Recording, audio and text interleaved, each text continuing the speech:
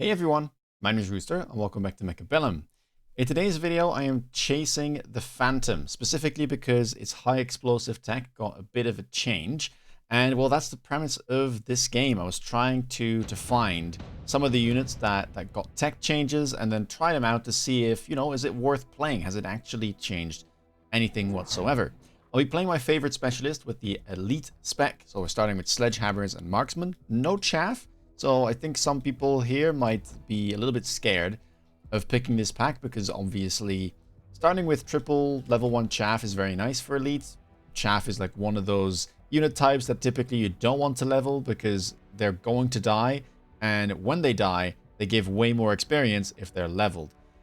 I think with elite that is true, certainly for fangs. Fangs are definitely something that you don't want to have leveled unless you're playing carry fang.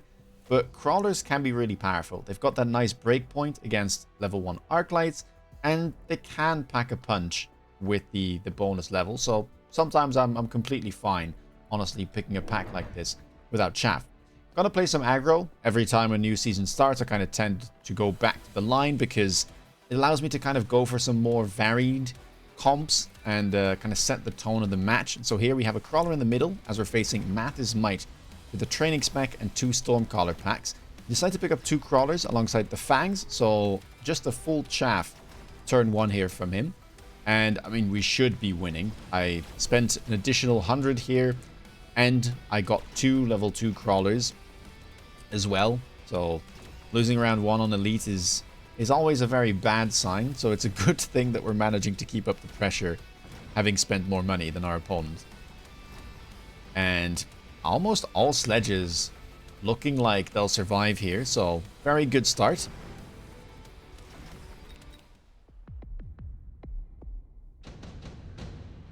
And round 2, immediate unit reinforcements show up.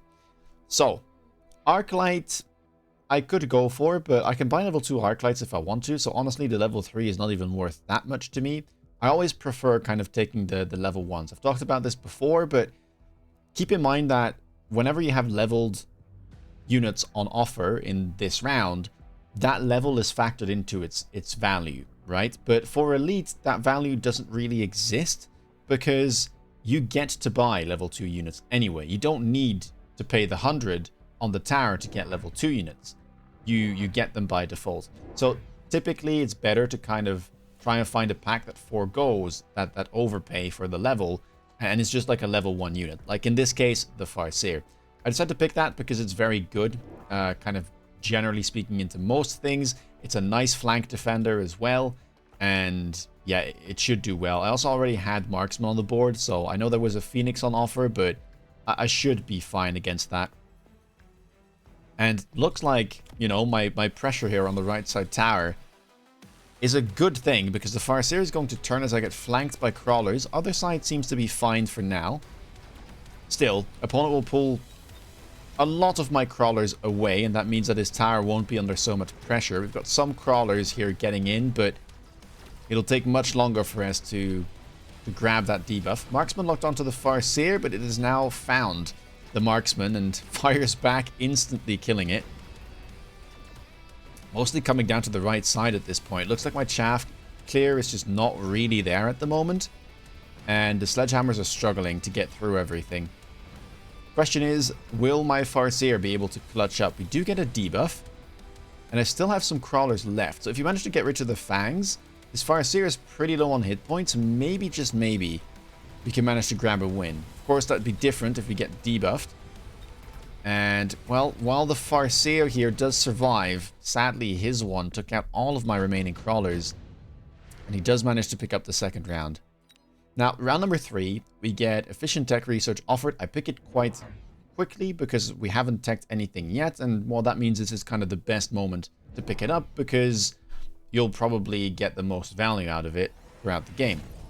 I could have gone for maybe nano repair kit as well, but I don't know, I didn't currently really have something for it, and buying the shield airdrop into existing Stormcallers didn't seem that wise to me. So instead, we have the efficient tech research. We decided to go for assault mode marksman, and the reason I do this, I had kind of set up for it, of course, but the marksmen up front don't really have that much value, as a regular marksman. They're way better to use in the assault mode version because they're, one, really good against sledgehammers, and two, they will kind of allow you to deal with the chaff a little bit better. They're not fantastic, but, you know, if we pair mediocre chaff clear with mediocre chaff clear, maybe we're starting to get up to the okay mark, right? Like, we might be able to get by for a couple turns. And we're just going to pick up more crawlers at this point. One on the flank, since that will really quickly dispatch of the level 1 crawler my opponent put there. And then just a few more, because I didn't feel like I was under so much pressure, and I didn't really know what I wanted to do with my comp yet. I'm seeing that my opponent likes to buy a bunch of sledges. I'm thinking, well, you know, maybe we could go hacker at some point. Really is maybe even up to the next unit reinforcement if it shows up on round 5 or 6 to give me some direction to go into. For now, I'm perfectly happy to buy chaff, and I might buy another Farseer, honestly. Level 2 Farseer is quite powerful, and it'll also kind of protect my left flank, which up to now is still vulnerable to an air flank. As you can see, the rounds are pretty even, right? We seem to be winning the right side. He wins the left side. A little bit more convincing than I win the right, but I'm okay taking 200 damage here every round, as that's just not going to pressure me whatsoever. Now, round number 4, you have a decision to make between efficient light manufacturing and super supply enhancement. Typically here, I would pick super supply because I think long term it is probably better in most scenarios. But efficient light manufacturing, as long as you remember to keep buying 3 small units every turn, will equal the same amount of supply value, right? And you can high roll with this card, which you can't do with super supply. And by high rolling, I mean if you manage to get additional deployment slot, then you'll be able to recruit up to 4 small units, and so you'll start making 200 resources every round. It can get even crazier than that, of course, but that was kind of the idea here. With a full game ahead of us, we might be able to get that high roll, and if worst comes to worst, we're just going to be equal with super supply, and that probably is feasible with elite, because buying giants is very expensive. So I'll probably be buying small units for the foreseeable future anyway. Now, on this round, I decided to pick up some hounds, as well as a crawler, and put them on that top left deep flank. The reason for this is because the way my opponent's positioned, he has a lot of units that can get pulled towards the flank, and he has the crawlers right on or adjacent to the flank. No room between the crawlers and the flank to put in like a rhino or something to block it. And that means that these hounds should be able to always get some value, right? At the bare minimum, they'll take out 1 crawler pack and then also pull a bunch of units, which should be worth it. And as you can see, suddenly all of my level 2 crawlers get to his tower, and we manage to grab a debuff. And while the rounds have been close up to now, this debuff makes a big difference, and we even managed to win the right side. And that's just a great way here of adding some pressure to the opponent. We didn't really do anything fancy. We didn't commit to anything long term, but we managed to put some pressure on him as he lost a fair bit of hit points, and suddenly we're well in the lead. Round number 5, electromagnetic impact shows up. I mean, there's no real text. EMP, I guess there's mech rage sledgehammers, but that's about it. Smoke bomb could be worth it though, and wasp swarm is maybe something that we should be a little bit careful about. Opponent decides to go for oil as well as the smoke here, the double layer of spells that would last 2 turns. Pretty rough. That being said, most of my board is low range, so I'm not sure this matters too much. Of course, the oil is very annoying, but the smoke might not be the worst, considering I'm getting, you know, in close vicinity of his units either way. We're going to go for the same flank on the right side because, again, crawler up against the flank. Won't be able to put anything in front of it to protect it, so at the bare minimum, this should go down. I also level my crawler here in the bottom right, just because I want to make sure that this crawler never gets a chance to level. And we also pick up another Farseer. I did talk about this. Now, I was playing it a little risky the past couple turns, right? This was still completely open to a Phoenix flank, but sometimes you got to kind of take the bluff. When you're playing aggro, you can't deal with everything, and you just got to make your guesses, right? So, decided to protect the right tower, and I was saying to myself, well, he knows I have Assault Marksman. He knows that I know that my flank is open. And then, you know, maybe he thinks I will finally add something. And then he never flanks me. He adds a Crawler just to distract my stuff a bit. Shouldn't be the worst to deal with. Oh, second guesses himself. And yeah, all spells will land. Nothing much I could do about that. We'll just have to tank it and see how things go. Marksman in the middle, not too happy. Those level 2 Mechabellum sledges are a little bit too tanky and a little bit too powerful for that marksman to do anything meaningful. In the left side, though, doing not too bad. Crawlers there able to tank. Farseer in the meantime gets a lot of uptime and is able to clean a decent amount of his units. We even get the flank that we spawned in to get the right side tower, and now the other level 2 Farseer is collapsing. Are we somehow going to end up winning this round? I mean, it seems like the left side has just been shooting back and forth in the stalemate for forever, but finally we have a bit of a breakthrough, and Hounds are going to take down the other tower. So yeah, look at this. By the way, look at how insane the damage is on these Farseers. Number 1 on damage there. Level 2 just so scary. Into these boards of like mid-sized units, if there's no big threat, like let's say a big saber on the board, they can perform incredibly well.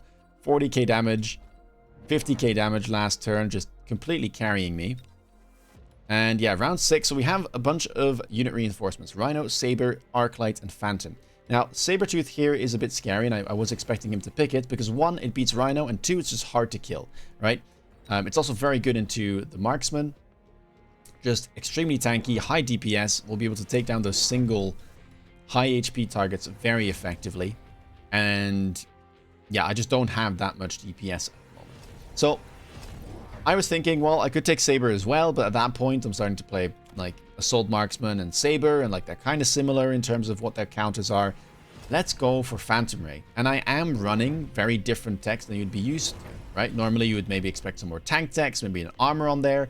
But I decided to run high explosive, range, burst mode, and energy shield for a proper carry Phantom Ray setup. And, well, I hadn't tested it yet, but I was willing to try it out. And since I'm elite, we get 2 from the unit drop, and then we managed to buy 3 more with our own money and all of our deployments. So suddenly, our board goes from having 0 air units to having 5 level 2 200 cost air units with a tech. This is the power sometimes of unit reinforcements. Like, if there's something in there that would fit your board and it requires a very specific counter like anti-air units, or even specific anti-air units like Marksman AA or Phoenix or Raiden, right? It can be so scary to get into it, because if your opponent doesn't expect it, I mean, suddenly they'll have to deal with 5 deployments of a given unit with levels next turn. I mean, even worse, if I buy more of them, right? They could have to deal with 8. And the Phantoms are doing great.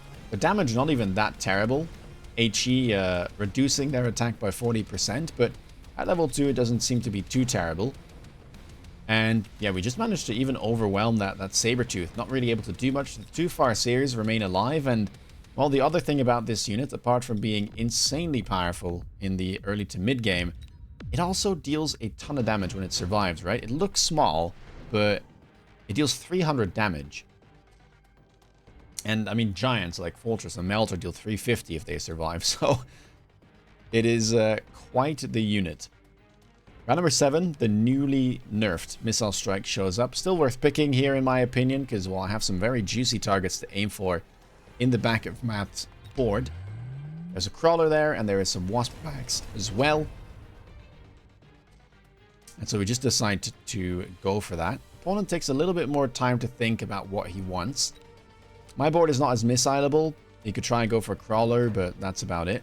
And yeah, well, I was talking about, you know, having to deal with 5 of a given unit as math, but we've turned it into 7 now, with the 2 new ones being level 3, and we picked up another tech with the energy shield. Really scary stuff here for him to deal with. And yeah, he's still taking his time. 35 seconds on the clock, 1500 in the bank. What is he going to go for? Decides to loan. Temp range has been clicked. And has yet to make a decision. I think maybe something that could make a lot of sense for him would be Abyss. I think Abyss is a great Titan option to try and deal with Phantoms. I had a video about that not too long ago, where I ended up not going for it myself, but it would have been a good counter to pick. And he decides instead to try out the Mountain with anti-aircraft ammunition. It is very tanky, and the Phantom Rays, again, they do have HE, so we'll have to see if we manage to get through this. I went for a whole bunch of missiles, by the way, kind of trying to soften up the army and get to the towers a bit quicker. Left side looks like it'll do well. Opponent does have a bunch of Wasp, but no techs on them as of yet, so if we manage to connect with the high explosive, we should take out a fair bit of them. And we've already managed to get through about half of that mountain, so it's not even looking too bad. Of course, AA on the mountain decreases its attack by 50%, so into the shielded Phantoms, it just takes an awful long time by the looks of it to get through all of them. And we still have the Farseers alive. Phantoms now collapsing from the other side, gonna take out the tower. And with 1,000 hit points left, I think that's simply going to be game on round 7. Phantoms pulling through with the help of the Farseers, granted. I mean, number 1 on damage, number 3 on damage, not doing too poorly. I think maybe one of the Phantoms here managed to pick up a medal as well. Yep, there we go. Second on damage overall. Top on damage, as it's been farming the mountain for the round. But still, good performance. And, I mean, this didn't feel too bad, I have to say. I think being elite definitely did help.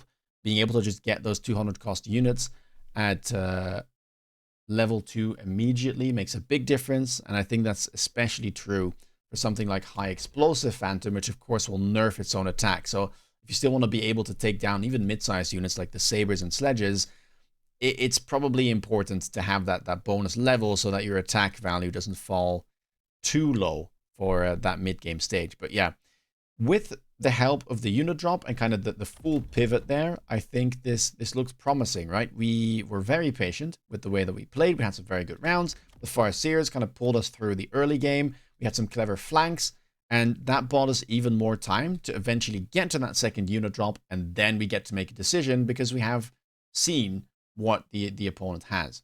Of course, also nice that there was no Phantom counter offered in the drop, but yeah, I was rather surprised about this. So I think I'll keep running it for a while. It's a very fun game to play, and yeah, I'd be happy to experiment with it a bit more.